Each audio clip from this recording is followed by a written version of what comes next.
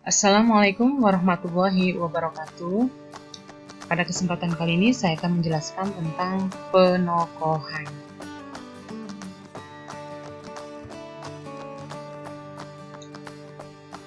Sama halnya dengan unsur plot dan pemplotan, tokoh dan penokohan itu merupakan unsur yang penting dalam karya naratif. Plot boleh saja dipandang sebagai sebagian orang itu merupakan tulang punggung cerita, namun kita pun dapat mempersoalkan siapa yang diceritakan itu, siapa yang melakukan sesuatu dan dikenai sesuatu. Kemudian siapa pembuat konflik dan lain-lain.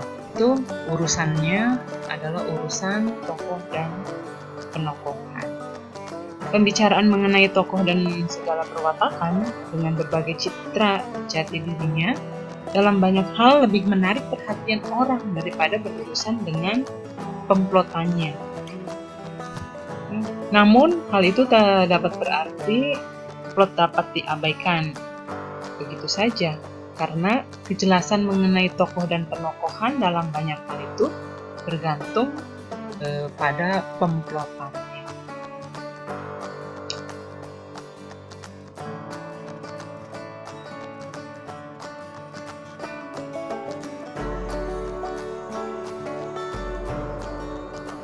Nah, baik. Sini ada pengertian dan hakikat penokohan. Dalam pembicaraan sebuah fiksi itu sering dipergunakan istilah tokoh dan penokohan, atau watak dan perwatakan, atau karakter dan karakterisasi secara bergantian dengan menunjuk pengertian yang hampir sama. Padahal antara tokoh dan penokohan itu berbeda. Ya, istilah tokoh itu menunjuk pada orangnya atau pelaku cerita. Nah, kemudian kalau perwatakan itu menunjuk pada sifat dan sikap para tokoh seperti yang ditafsirkan oleh pembaca, lebih menunjuk pada kualitas pribadi seorang tokoh. Sedangkan penokohan adalah pelukisan gambaran yang jelas ya, tentang seseorang yang ditampilkan dalam sebuah cerita. Nah, dengan demikian, itu penokohan itu lebih luas pengertiannya dibandingkan tokoh dan perwatakan. Sebab penokohan itu mencakup masalah siapa tokoh cerita, bagaimana perwatakannya, dan bagaimana penempatan dan pelukisannya dalam sebuah cerita sehingga sanggup memberikan gambaran yang jelas kepada pembaca. Itu tentang penokohan. Kemudian penokohan dan unsur fiksi yang lain. Ya. Penokohan sebagai salah satu unsur pembangun fiksi dapat dikaji dan dianalisis keterjalinannya dengan unsur-unsur pembangun lainnya. Jika fiksi yang bersangkutan merupakan sebuah karya yang berhasil, penokohan itu pastilah terjalin secara harmonis dan saling melengkapi dengan berbagai unsur yang lain. Misalnya dengan unsur plot, kemudian tema, unsur latar, sudut pandang, dan lain-lain. Ya. Nah, bagaimana unsur penokohan itu dengan pemplotan? Penokohan dan pemplotan itu merupakan dua fakta cerita yang saling mempengaruhi dan menggantungkan satu dengan yang lain. Plot adalah apa yang dilakukan tokoh dan apa yang menimpanya. Adanya kejadian demi kejadian, ketegangan, konflik, dan sampai klimaks. Yang kesemuanya itu merupakan hal-hal yang esensial dalam plot. Hanya mungkin terjadi jika ada pelakunya. Tokoh-tokoh cerita itulah yang sebagai pelaku sekaligus penderita kejadian dan karenanya penentu perkembangan plot. Nah, bahkan sebenarnya plot tak lain dari perjalanan cara kehidupan tokoh, baik dalam cara berpikir dan berperasaan, bersikap, berperilaku maupun bertindak, baik secara verbal maupun non-verbal. Itu ya penokohan dengan pemplotan. Kemudian bagaimana penokohan dan tema. Ya. Tema seperti yang sudah dijelaskan sebelumnya merupakan itu dasar cerita atau gagasan sentral atau makna cerita. Dengan demikian, dalam sebuah fiksi, tema itu bersifat mengikat dan menyatukan keseluruhan unsur fiksi tersebut. Sebagai unsur utama fiksi, penokohan erat berhubungan dengan tema. Tokoh-tokoh cerita itulah terutama yang sebagai pelaku penyampai tema, secara terselubung ataupun terang-terangan. Ya, adanya perbedaan tema akan menyebabkan perbedaan pemberlakuan tokoh cerita yang ditugasi untuk menyampaikannya. Pengarang pada umumnya akan memilih tokoh-tokoh tertentu yang dirasa paling sesuai untuk mendukung temanya.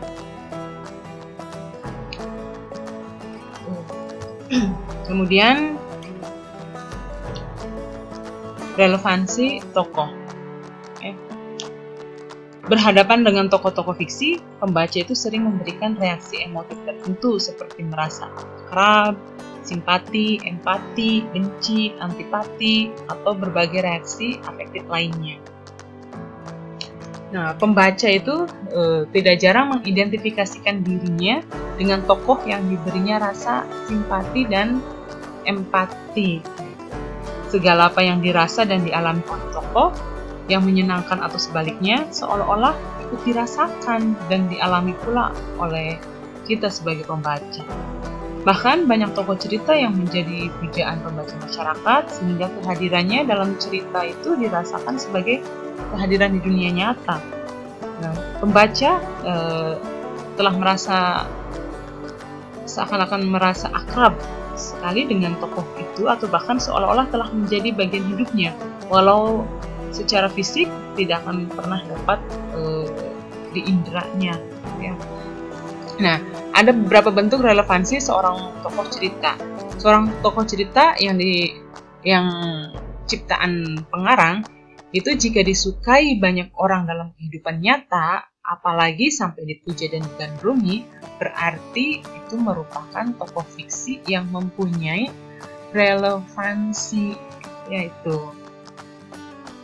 Nah, salah satu bentuk kerelevansian tokoh itu sering dihubungkan dengan kesepertihidupan. Ya, jadi tokoh itu atau seorang tokoh cerita itu dianggap relevan bagi kita sebagai pembaca itu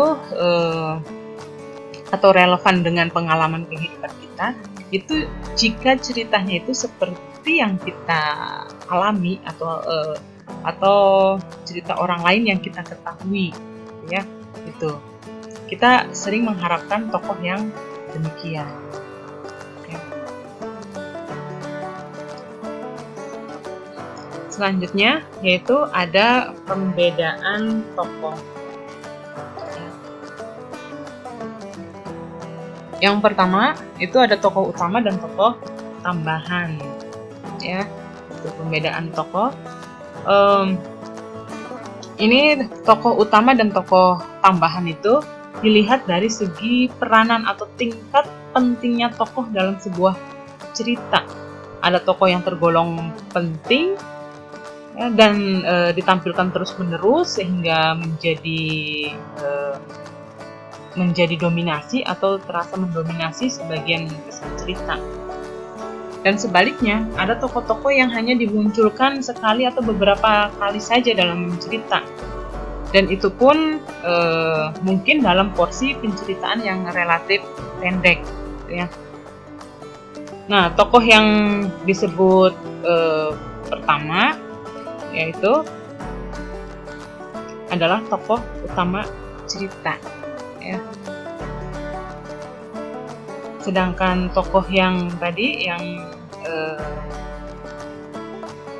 jarang dimunculkan atau muncul itu hanya sesekali saja, itu merupakan tokoh tambahan, ya. Jadi tokoh utama adalah tokoh yang diutamakan penceritaannya dalam novel yang bersangkutan. Tokoh yang paling banyak diceritakan baik sebagai pelaku kejadian maupun yang dikenai kejadian. Itu. Tokoh protagonis dan tokoh antagonis ini diklasifikasikan berdasarkan fungsi penampilan tokoh. Fungsi penampilan tokoh itu dapat dibedakan menjadi tokoh protagonis dan tokoh antagonis.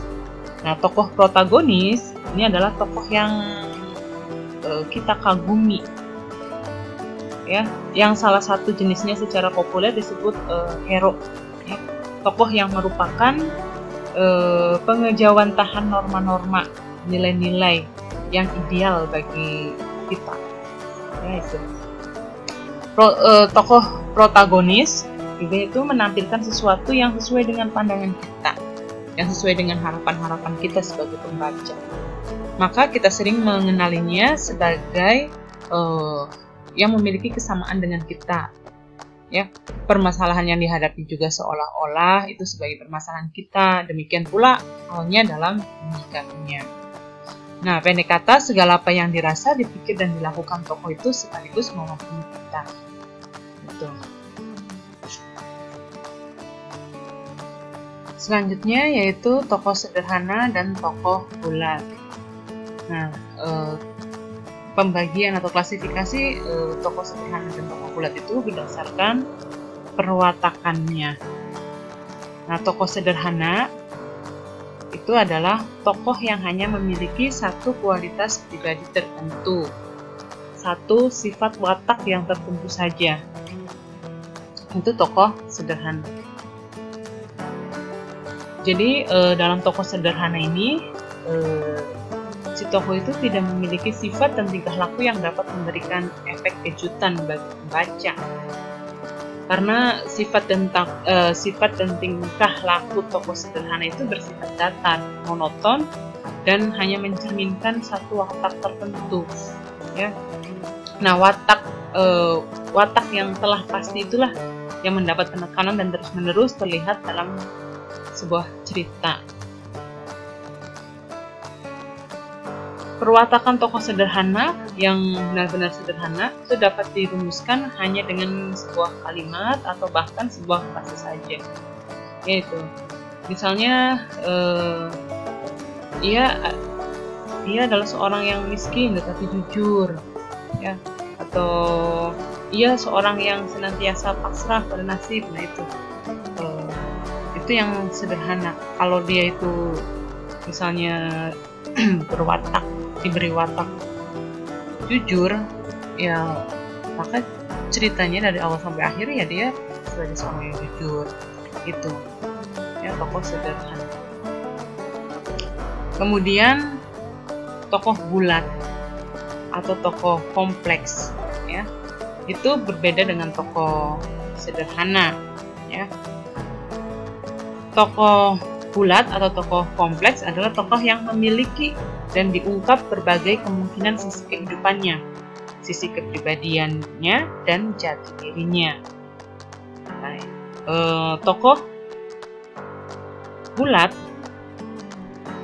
itu menampilkan berbagai macam watak dan tingkah laku, bahkan mungkin seperti bertentangan dan sulit diduga. Nah, oleh karena itu, ini tokoh bulat itu pada umumnya sulit dideskripsikan secara tepat, ya. Dia juga tokoh bulat itu memiliki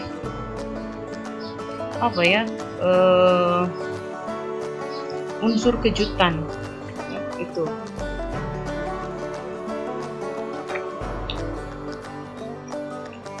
Jadi misalnya di awal cerita tokoh itu tadi contohnya seorang yang jujur, tapi karena ada peristiwa atau situasi atau apa itu menyebabkan dia tidak bersikap jujur, gitu ya. Itu dia justru misalnya melakukan hal-hal yang bertentangan dari sifat atau sikap yang biasanya, gitu ya. Itu disebut tokoh bulat. Kemudian ada tokoh statis dan tokoh berkembang. Ini berdasarkan kriteria berkembang atau tidaknya perwatakan. Itu dibedakan menjadi dua, yaitu tokoh statis dan tokoh berkembang. Tokoh statis adalah tokoh cerita yang secara esensial itu tidak mengalami perubahan dan atau perkembangan perwatakan sebagai akibat adanya peristiwa-peristiwa yang terjadi. Nah, berarti tokoh statis ini kalau dilihat berdasarkan perwatakannya, ini tokoh statis itu di sini tokoh sederhana itu ya yang dimaksud dengan tokoh statis itu. Jadi dia tidak mengalami perubahan atau perkembangan perwatakan ya. Jadi dari awal sampai akhir wataknya atau sikapnya atau sifatnya tidak berubah, statis begitu ya, tetap begitu.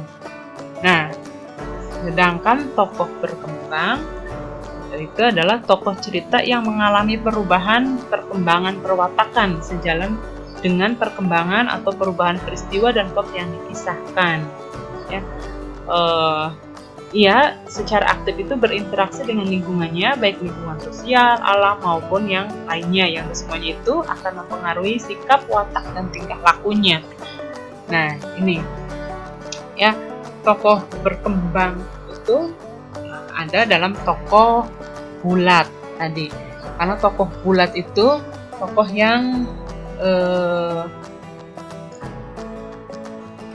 yang memiliki dua sisi kehidupan, menceritakan sisi kehidupan yang lain atau sikap-sikap yang lainnya, gitu ya. Tidak hanya satu sikap.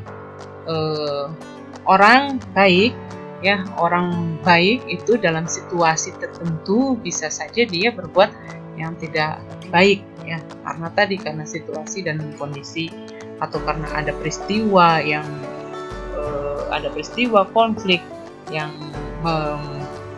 membuat dia akhirnya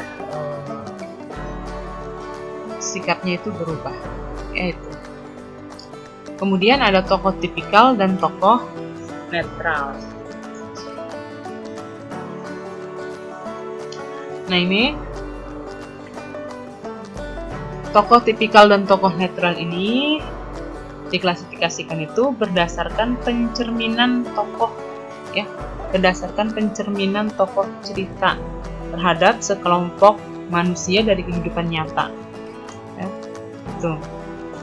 Tokoh tipikal ini adalah tokoh yang hanya sedikit ditampilkan keadaan individualitasnya dan lebih banyak ditonjolkan kualitas pekerjaan atau kebangsaannya. Ya, itu tokoh tipikal. Tokoh tipikal juga merupakan penggambaran, pencerminan, atau penunjukan terhadap orang atau sekelompok orang yang terikat dalam sebuah lembaga atau seorang individu sebagai bagian dari suatu lembaga yang ada di dunia nyata. Ya. Itu penggambaran itu tentu saja bersifat tidak langsung dan tidak menyeluruh. Ini tokoh tipikal. Jadi dalam tokoh tipikal ini tidak banyak menampilkan atau tidak banyak menggambarkan sisi individualitasnya itu, tapi lebih menggambarkan tentang pekerjaannya. Sedangkan tokoh netral itu adalah tokoh cerita yang bereksistensi demi cerita itu sendiri ya. Nah, tokoh netral ini benar-benar merupakan tokoh imajiner yang hanya hidup dan bereksistensi dalam dunia fiksi. Ia itu hadir atau dihadirkan semata-mata dari cerita, atau bahkan dialah sebenarnya yang mempunyai cerita atau pelaku cerita dan yang diceritakan. Gitu. Jadi kehadirannya itu tidak untuk mewakili atau menggambarkan sesuatu yang di luar dirinya, seseorang yang berasal dari dunia nyata. Ya. Itu tokoh netral. Selanjutnya ada teknik pelukisan tokoh. Tokoh-tokoh cerita yang tadi sudah dijelaskan itu tidak begitu saja hadir ya kepada pembaca. Jadi si tokoh-tokoh itu memerlukan sarana yang memungkinkan kehadirannya. Nah,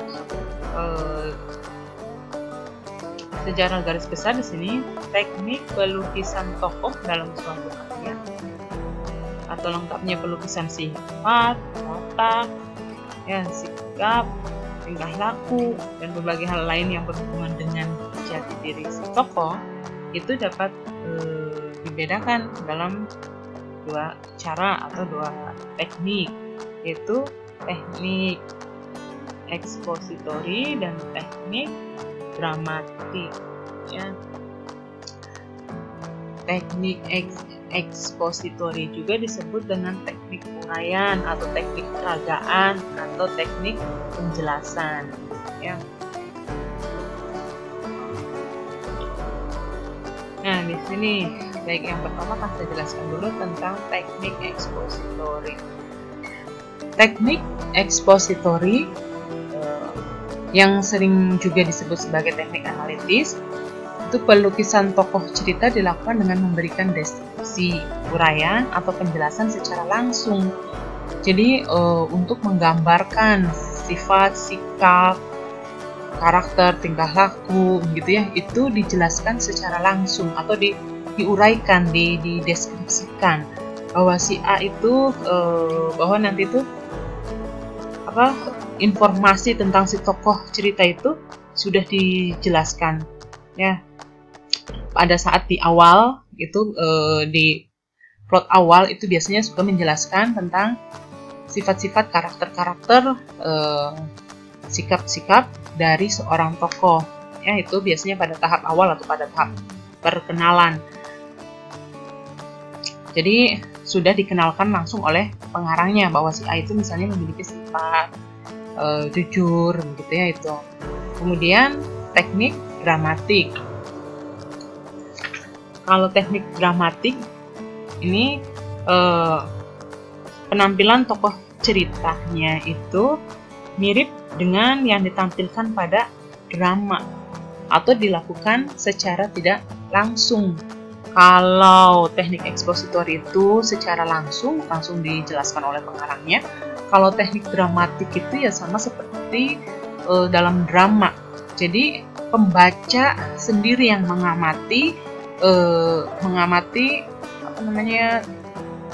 sifat, sikap, dan tingkah laku dari si tokohnya itu, tidak dijelaskan oleh pengarangnya, tetapi kita pembaca mengambil simpulan sendiri mengenai bagaimana karakter, sikap, tingkah laku dari si tokohnya. Itu dalam teknik dramatik, bagaimana menampilkan tokoh itu secara dramatik itu dilakukan beberapa teknik lagi gitu ya. Nih, yang pertama ada teknik cakapan ya, teknik cakapan. Teknik cakapan ini jadi penampilan atau tingkah laku, sikap, dan perbuatan atau watak dari si tokoh itu kita bisa melihat itu dari dialog, dari cakapan yang dilakukan oleh tokoh itu. Ya, kita bisa mengambil kesimpulan bahwa si tokoh itu mempunyai sifat pemberani atau penakut atau keras kepala, atau juga dia itu setia atau apa, itu bisa diperhatikan dari ketika si tokoh itu berdialog dengan tokoh yang lain ya itu. Kemudian juga menggunakan teknik yang kedua, yaitu teknik tingkah laku. Itu teknik tingkah laku itu ya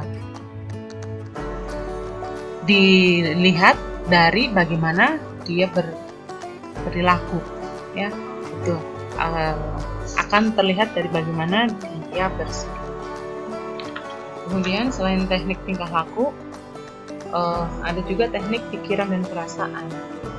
Nah, teknik pikiran sesuai dengan namanya, teknik pikiran dan perasaan berarti apa yang dia pikirkan, apa yang dia rasakan, gitu ya. Jadi perbuatan atau sikap apanya itu merupakan wujud konkret dari tingkah laku, pikiran dan perasaannya. Ya, itu. Kemudian ada teknik arus kesadaran. Teknik arus kesadaran merupakan sebuah teknik narasi yang berusaha menangkap pandangan dan aliran proses mental tokoh, di mana tanggapan indera bercampur dengan kesadaran dan ketidaksadaran pikiran, perasaan, ingatan, harapan, dan asosiasi-asosiasi acak.